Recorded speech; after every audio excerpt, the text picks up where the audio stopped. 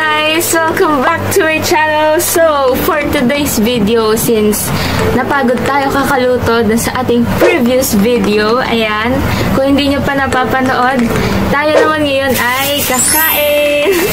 Ito, burgers to. Bale, 3 burgers, ayan o.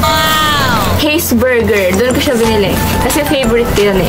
Tapos, we also have here shake.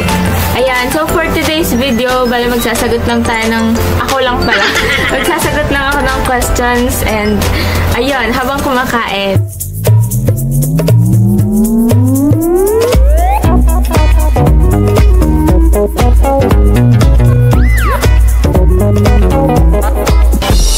So, ayun, matagal ko na itong iniisip na gawin kasi since graduate naman na ako sa Pasig Sign, naisip ko pero sabi ko sa sarili ko, ay hindi pa ako graduate.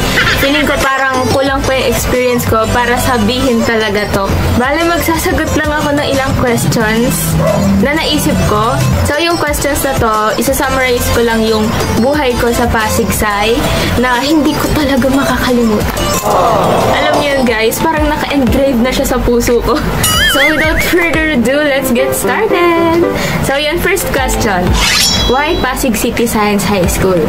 Ito talaga, ito yung pinaka-tinatanong, syempre sa interview. So, bakit ka nag-aral sa Pasig Science? Ba't gusto mo dito? Sa aking experience, Pasig Science ako kasi, sabi ng nanay ko, tinanong ko sila, uy, ba't gusto nyo sa Pasig Science? Ito lang yun.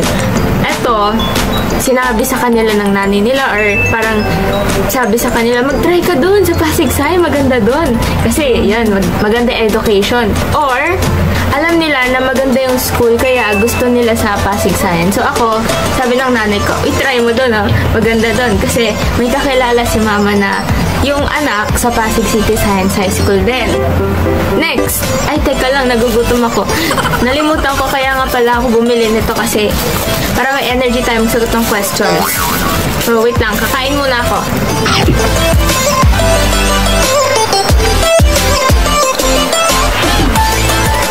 Ito pala, Choco Kisses na shake. Tapos may pearls sa ilalim. Next, is studying in a science high school hard? Dalawang sagot ko dyan. Yes and no. Mahirap. Mahirap guys. Kasi, first of all, ang daming gawain. Alam niyo yun, parang matatambakan kayo ng matatambakan. Pero syempre, pag kayo ay procrastinator, yun, syempre, matatambakan talaga kayo. Tsaka, yung mga kadalasan yung ginagawa, like, manonood ka ng anime, like me. Tapos, magbabasa ka ng webtoon, like me again. Tapos, manonood ka ng mag-i-stand ka ng mga K-pop groups. Ako rin yun. Ayun. Hindi mo na lagi magagawa yun kung madami kayong gawain. Meron kayong activities, worksheets, exams, kailangan mo mag-review, kailangan mo mag-prepare para sa presentation yung kinabukasan. Yun. And then, hard kasi hindi sapat yung matalino ka lang. Sabi kasi nila, di ba, pag science high school, sabi, oh wow, matatalino nandun, di ba? So, yun yung first impression nila sa mga science students. Pero guys, hindi sapat yung matalino ka lang sa Pasig City Science High School. Syempre, kailangan mo rin masipag kasi, isipin mo yun, paano ka magiging matalino kung hindi ka naman mahilig magbasa? Or kung hindi ka masipag mag-aral? Kailangan mo maging masipag and, syempre, pag nagsipag ka, magiging matalino ka. Para sa akin siguro sa first years ko sa Pasig Science, nahirapan ako kasi adjustment period pa lang yon. Parang na-shock ako, hindi ako sanay sa dami ng gawain. Tapos yung mga subject, yung level of, alam niyo yun, yung mga lesson. Na-shock talaga ako. Kasi high school na to hindi, iba to sa elementary. Nag-take time muna ako para mag-adjust. Tapos doon sa mga, siguro mga grade 10 to 12, hindi na siya mahirap. For me hindi na mahirap. Isipin mo yon, ilagay ka sa environment na puro harsh conditions. Siyempre wala kang choice kundi mag-adapt, diba? So, sa katagalan, masasanay ka na. Tapos alam mo na yung gagawin mo, alam mo na yung paanong study techniques yung kailangan mong gawin. Ayun, kaya for me, hindi siya mahirap. Sa katagalan. Sa simula lang mahirap. Pero, ayun guys, huwag kayong matakot sa Pasig Science. Easy lang yan. Wow, mukhang easy no? Kain muna tayo.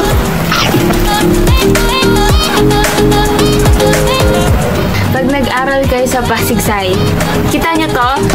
Souvenir yan. Souvenir. Tatak na. Sa Pasigsay ako nag-aral. So yan, next question. What skill or values you have developed in PCSHS that you think will come in handy when you enter college? Siyempre yung sagot ko dito. Time management. Doon, hindi ako magaling doon nung pumasok ako sa Pasigsay. Kasi, ginagawa ko lang yung gusto ko nung elementary ako. Wala akong definite schedule or whatsoever. Hindi ko napaprioritize yung tasks ko. Kaya, ayun, nagkakram ako. Tas, ang ugali ko kasi, ginagawa ko muna yung kung saan ako madadalian. Kasi, para mabawasan naman sila kahit paano. Mamaya pag yung inuna ko, mahirap. Aba, siguro abot na hanggang langit yung gawain ko. Yon. So, time management. Kasi, kalaban talaga natin lahat yung oras. Alam niyo yun, guys, diba? So, mahirap. Hindi na mababalik yung oras. Kaya, dapat, isipin muna natin ano yung mga tasks na dapat unahin natin. Prioritize nyo muna yung tasks nyo kung urgent ba siya or hindi naman, kung mahirap or madali. Tapos, kung important ba o hindi. So, yun. Feeling ko madadala ko yun sa college kasi importante talaga yun.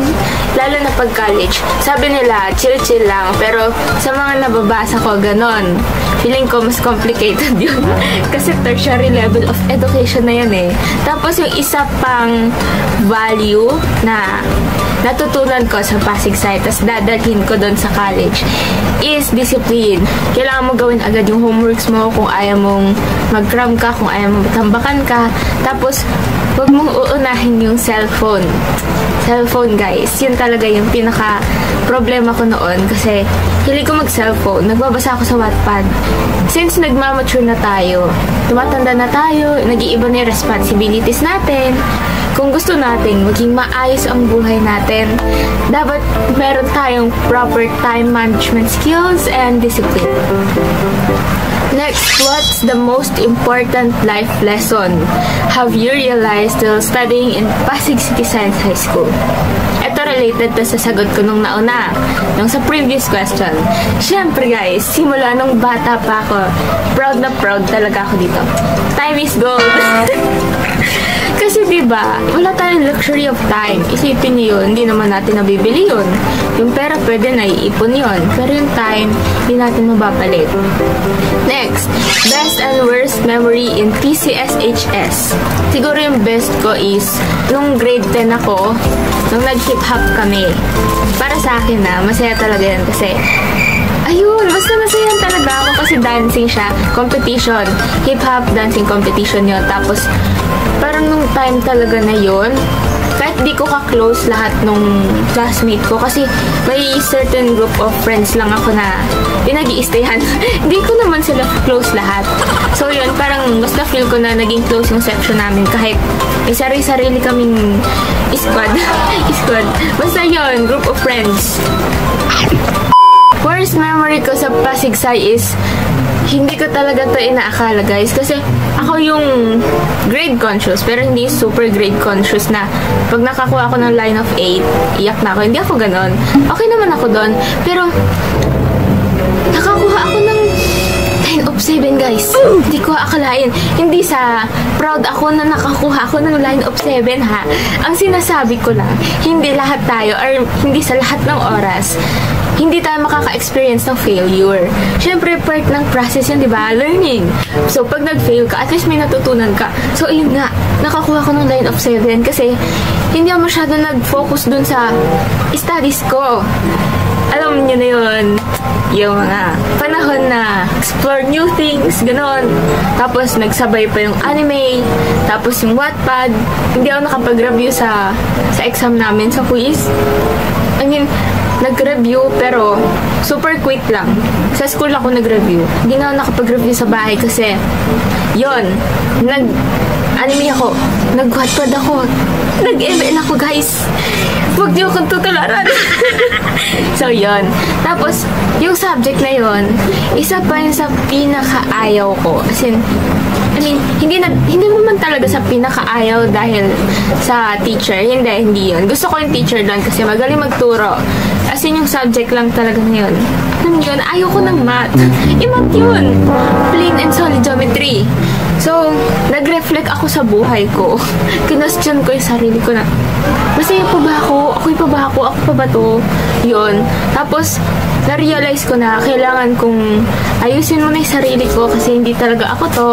Tapos, hindi rin ako makapaniwala. Tapos, ayun nga. Isa sa worst memory ko, pero thankful din ako na naranasan ko yun and sa family ko. So, thankful ako kasi hindi pwedeng tuloy-tuloy lang yung journey natin. At madapa tayo minsan. Kasi naliligaw na tayo ng direksyon para mabalik tayo sa tamang landas. Alam niyo. And next, how did PCSHS contribute to your growth as a person? Na-realize ko na sa katagalan, may mga nagbago sa akin. Kasi nung unang pasok ko doon, tahimik lang ako. As in, seatmate ko lang kinakausap ko. As in, hello, hi, ganun lang. Tapos pag may mga pair na activities, as in yung seatmate ko lang talaga yung karamay ko. Kasi yun, sa katagalan, na-realize ko na naging confident ako. Dahil dun sa lahat ng mga activities, mga reporting, mga presentation, mahasa ka talaga dun. So, dahil sa PCSHS, naging confident ako. Lalo nung grade 9 ako. Stay ko rin sa PCSHS na parang natutunan ko na dapat choose the right people to surround yourself with. Kasi, alam niyo yun, kailangan natin yun, hindi lang sa school, kundi sa pagtanda natin, sa mga work natin, ganun. In the future. Lastly, PCSHS developed me into a better version of myself. Ito, nasabi ko na ito ng paulit-ulit. Yun nga, naging confident ako. Tapos, siguro yun talaga yung pinaka-major change dun sa sarili ko. Hindi na mahihain. Kita niyo naman, di ba? Nagbablog na ako. Dati hindi ko talaga ma-imagine nagsasalita ako sa harap ng camera kasi wala, parang ewan lang. Camera kaharap ko, tas walang sumasagot sa akin. Pero okay lang. Kaya guys, huwag kayo mag-hesitate na pumasok sa Pasig Sai. Hindi naman siya nangangain. Magagaling yung teachers doon, promise. Hindi lang pala Pasig Science, guys. Syempre, lahat ng mga science high schools. And syempre, lahat naman talaga ng schools. Pero for me lang for me. Kasi ito po ay sariling opinion ko lang. Ayun, hindi ko sinasabing facts lahat ng sinasabi ko, pero opinion ko lang to. So, lahat naman ng school, tutulungan ka mag-grow. Pero, ayun, depende na sa yun kung, as in, iti-take mo talaga lahat ng mga natutunan mo sa buhay. Next. What are the characteristics one should possess in order to survive talaga, in PCSHS or in a science high school? Siyempre, una-una, sinabi ko to nung simula pa lang ng video, masipag ka dapat. Hindi pwedeng tatamad-tamad. Hindi pwedeng katulad ko. Pero kita niyo, nag-survive pa rin ako. Ako lang to, guys. Pero ayun nga, kailangan mo maging masipag. May times na masipag ako, kasi motivated talaga ako gumawa ng mga gawain, mga schoolworks, gano'n, pati gawain bahay. So, pag motivated ako, ang productive ng araw ko. Ang sarap sa pakiramdam. Alam niyo yun? Wow, ang productive ko. Ang galing ko talaga. Second is, confident ka dapat. Confident kasi hindi naman buong buhay mo pwede mahiya ka na lang. Walang mangyayari sa'yo. Kailangan, alam mo yung mga tao, guys, yung mga humans are social beings. Basta yun, dapat confident ka sa skills mo, confident ka sa talent mo, kasi kailangan nyo sa school, may talent sila, confident ka sa leadership skills mo kung gusto mong maging leader. Tapos, madiskarte ka kasi iba't ibang challenges yung mararanasan mo doon sa science high school. Sa akin lang para sa akin. Tapos, kailangan mo maging innovative. Kailangan mo maging resourceful. Kasi, matetest dun yung creativity ng mind mo. Tapos, kung magaling ka ba mag-isip ng mga solusyon sa problema, sa research. Next, unforgettable experience in PCSHS. Kasi ganito yon. Grade 10 ako. Tapos naiwan kaming 4. Ako, si Kimberly Hulipa, si Mika Rojas, tapos si Carlo Santiago, dun sa room namin sa Vanguard. Tapos, 4 PM na yon. Nabot kami ng 4 kasi naglinis pa kami, tapos nagligpit.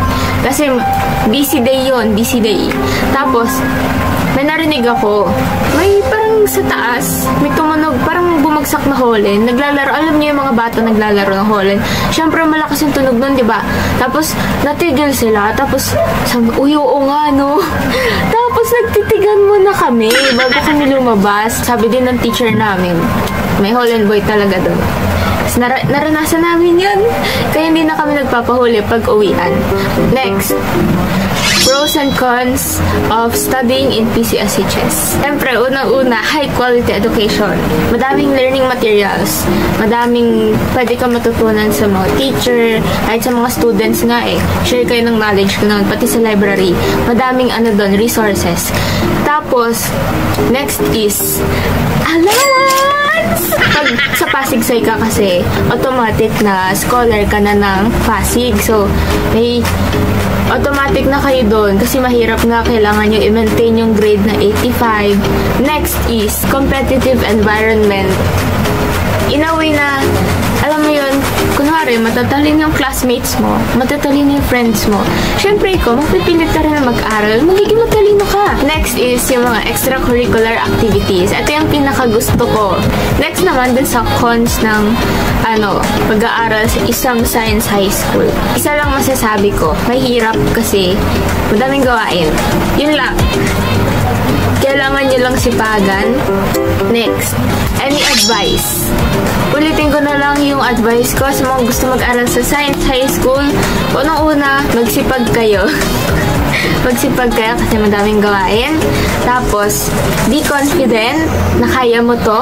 Believe in yourself. Pag naniwala ka talaga sa sarili mo na kaya mo, magagawa mo talaga yun. Last advice ko siguro, enjoy nyo lang. So, ayun guys, tignan nyo. Dahil sa sobrang daldal ko na tao, hindi ko pa naubos yung burger. Meron pa akong dalawa doon sa gilid. And meron pa akong shake na hindi na siya malamig. So, kung may natutunan kayo sa video na to, thank you for watching this video. And if you like this video, kindly hit that like button and don't forget to subscribe. Also, click that notification bell para hindi nyo ma-skip yung mga uploads. And kung may naisip kayo or suggestion kayo, comment down below. Sa mga future science students dyan, galingan nyo! I believe in you! So yun, thank you for watching this video. See you in my next vlog!